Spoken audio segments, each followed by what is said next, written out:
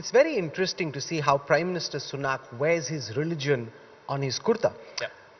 Most people would be very low-key about it, keep religion as private. In those images from the Akshardham and even what he does back home, Yeah. whether it's with the cow, and as you said, it says a lot about British politics at this time.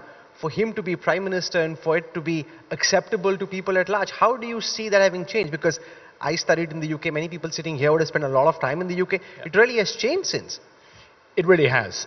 What's so interesting in the UK is that it's just not an issue. The Prime Minister, I also admire him because he doesn't sort of play one game at home and one game abroad. He just is himself. He's completely relaxed about it, open about it, and the response in the UK, I think, tells you something about how much the country has changed. It just does not figure as an issue in the UK. What they look for from the Prime Minister is what every country looks for from a Prime Minister, which is, competence, leadership, and so forth, and that's as it should be.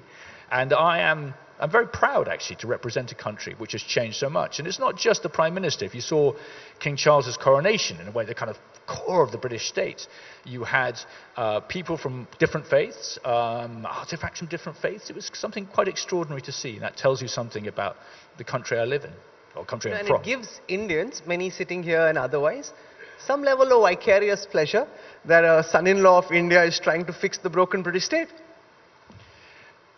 We could unpack that statement. I think that Rishi Sunak is as British as I am,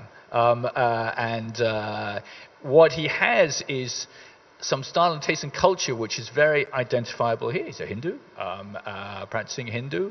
He loves his Laddus, I discovered, and was enjoying a few when he was here. But he is just. He reflects. You were telling us that he has laddus with most meals? Oh God, he does like a Kaju Katli. Actually, we're having a very good Kaju Katli when we're preparing for a meeting. But he's both a leader, but he's also reflecting a change in British society, and you see it in lots of different ways. And I think we are a stronger, healthier society for that. And I think it's quite incredible, all jokes aside, because it's taken so many people of Indian origin to go and run American tech companies, and they're doing a stellar job. So it feels really nice. But of course, as you said, he is fully British, and the British people have accepted him. That's most important. Everybody else is just on the sidelines commenting on the match, but they're not playing the match.